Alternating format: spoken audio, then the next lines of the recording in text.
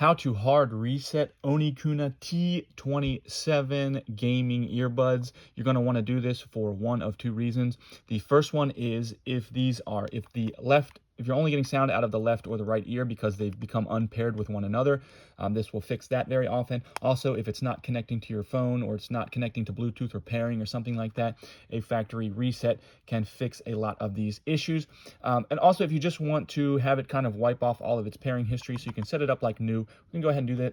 It's really simple. All we're going to do is we're going to take our earbuds, we're going to put them in the case. We're going to have the case open like this so you can see them. You can see right now we have the light effect on the case, and then we have this little pairing, slow breathing of the earbuds. And what we're going to do is we're going to come around here, we're going to find the button on the back, and we're just going to press and hold it for like 3 to 5 seconds, and then you'll see what will happen with the light. So I'm going to press it right now. Now I'm pressing and holding the button. I'm going to keep holding,